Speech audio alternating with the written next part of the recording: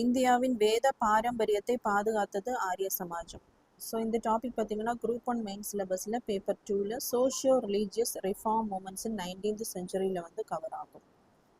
So அந்த 19ஆம் நூற்றாண்டில் வாழ்ந்த ஒரு சமூக சீர்திருத்தவாதி தான் தயானந்த சரஸ்வதி அவர்கள். ஸோ இவர் ஆரிய சமாஜம் அப்படின்ற அமைப்பை 1975ஆம் ஆண்டு வந்து தொடங்கி வைத்திருப்பார். ஸோ இவர் பார்த்தீங்க அப்படின்னா அந்த மேற்கு கங்கை சமவெளியில் அலைந்து கொண்டிருந்த ஒரு துறவி.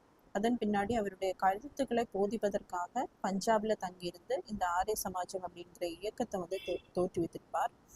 ஸோ இவருடைய நூல் பார்த்தீங்க அப்படின்னா சத்யார்த்த பிரகாஷ்.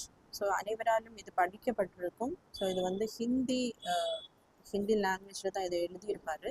ஸோ அந்த 19ஆம் நூற்றாண்டுல பிரிட்டிஷ் இங்கே வந்ததுக்கப்புறம் 2 விதமான மூமெண்ட்ஸ் வந்து நடந்திருக்கும். என்ன அப்படின்னா ஒன்று வந்து ரிஃபார்ம் மூமெண்ட்ஸ், இன்னொன்று வந்து ரிவைவலிஸ்ட் மூமெண்ட்ஸ். ரிஃபார்ம்னு சொல்லும்போது நமக்கு இருக்கக்கூடிய அந்த மதங்கள்ல இருக்கக்கூடிய அந்த சடங்குகளில் வந்து மாற்றம் கொண்டு வர வேண்டும் அப்படி சொல்லக்கூடியது தான் ரிஃபார்ம் மூமெண்ட். ஸோ ரிவைவலிஸ்ட்னு சொல்லும்போது வேண்டாம், மதங்கள்ல வந்து ஏதோ மாற்றம் கொண்டு வர வேண்டாம், இருக்கிற மதத்தை நம்ம புதுப்பிக்க வேண்டும், புத்துணர்ச்சியாக கொண்டு வர வேண்டும் அப்படின்னு சொல்லக்கூடியது தான் இந்த ரிவைவலிசம்.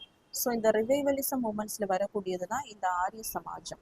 ஸோ இந்த தயானந்த சரஸ்வதி அவர்கள் என்ன சொல்லியிருப்பார் அப்படின்னா, குழந்தை திருமணம், விதவை மறுமணத்திற்கு மறுப்பு, அயல்நாடு சென்றால் தீட்டு, இதெல்லாமே வேதங்கள்ல வந்து சொல்லப்படவில்லை. ஸோ நம்ம வந்து அந்த மதங்கள்ல வந்து மாற்றம் கொண்டு வர வேண்டிய தேவை கிடையாது, அந்த மதங்களை நம்ம மறுமலர்ச்சி பண்ணினாலே போதும் அப்படின்னு சொல்லியிருப்பாரு. ஸோ இன்னும் அவருடைய கருத்துக்கள் பார்த்தீங்கன்னா ஒரு கடவுள் கோட்பாடு, உருவ வழிபாட்டை நிராகரிச்சிருப்பாரு. அதே மாதிரி பிராமணர் மேலாதிக்கம் செலுத்தும் சடங்குகள்ல வந்து மறுப்பு தெரிவிச்சிருப்பாரு. மூட நம்பிக்கைகளுக்கு வந்து மறுத்தல் தெரிவிச்சிருப்பாரு. ஸோ இவருடைய கருத்து என்ன அப்படின்னா, கோ பேக் டு வேதாஸ், அதாவது எந்த மாற்றமும் நம்ம கொண்டு வர தேவையில்லை, மதங்கள்ல வேதங்களை பின்பற்றுவோம், முன்னாடி இருந்தது மாதிரி அந்த வேதங்களை பின்பற்றுவோம் அப்படிங்கிற கருத்து தான் இவர் முன்மொழிந்திருப்பாரு.